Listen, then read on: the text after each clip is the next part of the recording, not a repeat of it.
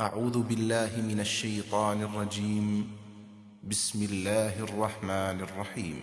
فكلوا مما رزقكم الله حلالا طيبا واشكروا نعمة الله إن كنتم إياه تعبدون.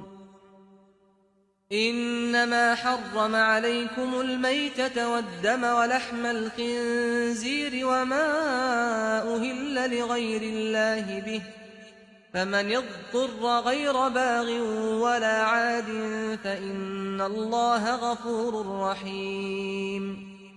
ولا تقولوا لما تصف ألسنتكم الكذب هذا حلال وهذا حرام لتفتروا على الله الكذب، إن الذين يفترون على الله الكذب لا يفلحون. متاع قليل ولهم عذاب أليم۔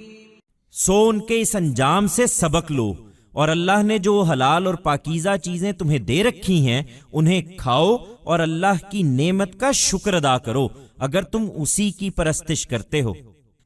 اس نے تو تم پر صرف مردار اور خون اور سور کا گوشت اور غیر اللہ کے نام کا ذبیحہ حرام ٹھہرایا ہے۔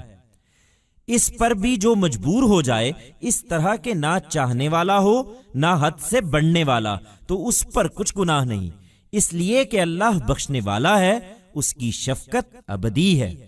تم اپنی زبانوں کے گھڑے ہوئے جھوٹ کی بنا پر یہ نہ کہو کہ یہ حلال ہے اور یہ حرام ہے، کہ اس طرح اللہ پر جھوٹ باندھنے لگو۔ یاد رکھو، جو لوگ اللہ پر جھوٹ باندھیں گے وہ ہرگز فلاح نہ پائیں گے۔ یہ چند روزہ عیش ہے اور اس کے بعد ایک دردناک عذاب ان کا منتظر ہے۔ So, seek a lesson from this fate of theirs, and eat the permissible and pure things that God has given you, and be thankful to God's favors, if you in fact only worship Him. He has only prohibited to you carrion, blood, pork and meat, of animals, slaughtered such that the name of someone other than Him is invoked on them. Yet, he who is driven by necessity intending neither to be desirous nor to transgress, then there is no sin on him because God is forgiving and ever merciful. On the basis of the lie that your tongues fabricate, do not say, this is allowed and this is prohibited, so that in such a way you impute falsehood to God. Remember, those who impute falsehood to God shall never succeed. This is a lavishness of a few days, and, after this, a painful doom awaits them.